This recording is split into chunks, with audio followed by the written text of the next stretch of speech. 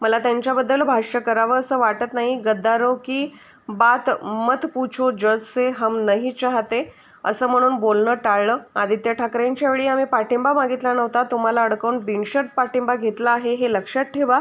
उद्या मराठी माणसाच्या मुळावर पाठिंबा दिला गेला। स्वाभिमानी महाराष्ट्र उभा राहिला पाहिजे होता, लाचार नाही। लाचारांचा सरकारची लॉबी आहे। 50% मर्यादा वाढवावी, जे कोणी वंचित राहिले त्यांना आरक्षण द्यावे हा विषय केंद्र सरकारचा आहे, त्यामुळे केंद्राकडे मांडला पाहिजे। जातीयवादाची लढाई लावायची आणि स्वतःची राजकारणाची पोळी भाजायची आहे। महाराष्ट्राचा दरबाला न्याय मिळाल्यासारखं वाटेल। साहेब, रामदास कदमांनी भाजपवर थेट आरोप केलाय की भाजपमुळे शिवसेनेतून नुकसान झालं, 4-5 जागा आमच्या आल्या नाहीत त्यांच्या सर्वेमुळे। मला त्याच्याबद्दल भाष्य करावं असं वाटत नाही। गद्दारों की बात मत पूछो जी हमसे, हम नहीं चाहते उनके घर में जो कुछ करना है करने दो, दीवार खड़ी है, हम छोड़ दिया उनको। साहेब, बिनशर्त पाठिंब्यावरून अमित ठाकरेंनी म्हटलंय की बा ज्यावेळेस आदित्य ठाकरेंना पाठिंबा होता त्यावेळेस आमदार करायचो, त्यावेळेस आम्ही पाठिंबा दिला, त्यावेळेस तुम्हाला काही वाटलं नाही का? कोणी आम्ही मागितला नव्हता ना, त्यांनी मागितलं आहे तुमच्याकडे, तुम्हाला अडकवलं आहे, अडकवून बिनशर्ट पाठिंबा घेतलेला लक्षात ठेवा, हा फरक लक्षात घ्या। पुन्हा मराठी माणसाच्या मुळावर येणाऱ्या लोकांना पाठिंबा दिला गेला। सगळ्यात वाईट गोष्ट ती आहे ना, स्वाभिमानी महाराष्ट्र उभा राहायला पाहिजे, लाचार नव्हे। ते लाचारांचं सरकार आहे ते घालूया तर मजा येईल त्याच्यात। ते रद्द केलं आहे। महाराष्ट्रामध्ये जर पाहिलं तर 62% आरक्षण जे आहे ते दिलं गेलेलं आहे। स्वतंत्र मराठा आरक्षण 10% दिलं आहे, त्याच्यातून काय होणार आहे आणि सरकारला माहिती असून मर्यादा ओलांडून आरक्षण दिलं आहे का? म्हणून मी तुम्हाला 10 वेळा सांगितलं आहे की या संदर्भात सातत्यानं लोकसभेत बोलत राहिलो आणि माननीय सर्वोच्च न्यायालयानं वारंवार सांगितलेलं आहे की 50%च्या वरती आरक्षण देता येणार नाही।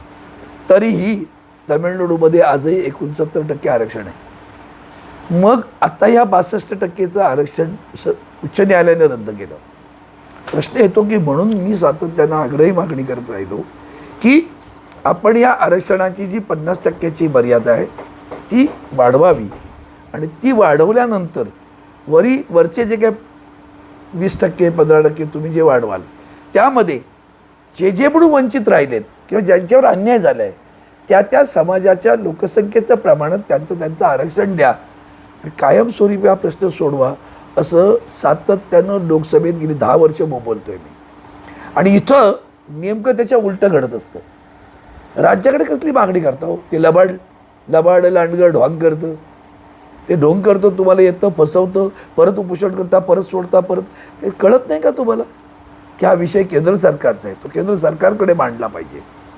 आणि केंद्र सरकार समजत नाही त्यांना असं समजू नका, ते म्हणतात करा, चाललंय तुमच्याकडे चालू द्या। आणि त्या दुर्दैवाने सगळी मराठी माणसं एकमेकाच्या विरोधात लढत आहेत महाराष्ट्रात, आणि कोण मजा बघते ते ठरवून घ्या। नाही समजत आहे का आम्हाला? माझं मराठी माणसांना कळकळीचं आव्हान आहे, आपण काय करतो याचा विचार करा। सगळे उद्योग पळवले तरी आम्हाला जाग येत नाही का? बेरोजगारी टोकाला गेली तरी आम्हाला जाग येत नाही का? बरं, आरक्षण मिळालं, मग पुढं काय होणार आहे?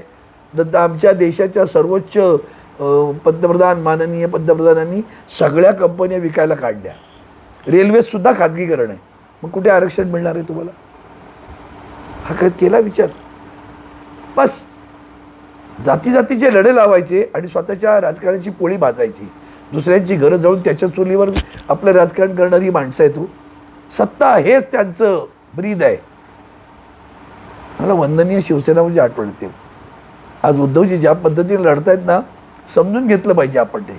तरीही आम्ही भारतीय जनता पार्टीच्या माणसांना निवडून दिलं ना, की ज्यांना बरंचसुद्धा तिकडे वरती काढता येणार नाही आहे। विचारा, तोंड उघडलीत का? 10 वर्षात सीमा प्रश्नावर तोंड उघडलं का? मराठी भाषेला अभिजात भाषेचा दर्जा द्या, तोंड उघडलं का? आरक्षणाची मर्यादा वाढवा, तोंड उघडलं का? मणिपूरच्या महिलांबद्दल अन्याय होतो, तोंड उघडलं का? त्या महिला आमच्या त्या पेलवान ते रस्त्यावर बसल्या होत्या, त्यांच्यावर न्याय द्या, त्यांच्या खासदारांचं तोंड उघडलं होतं का? बघा ना, का महाराष्ट्र जागा होत नाही आहे? जागा व्हा, लवकर जागे व्हा। निदान झाली लोकसभेची निवडणूक, त्यानं जागेवर आणलंय थोडंसं, पण राज्य सरकारच्या निवडणुकीत लक्षात ठेवा, महाराष्ट्राच्या निवडणुकीत कायमस्वरूपी घरी पाठवा तरच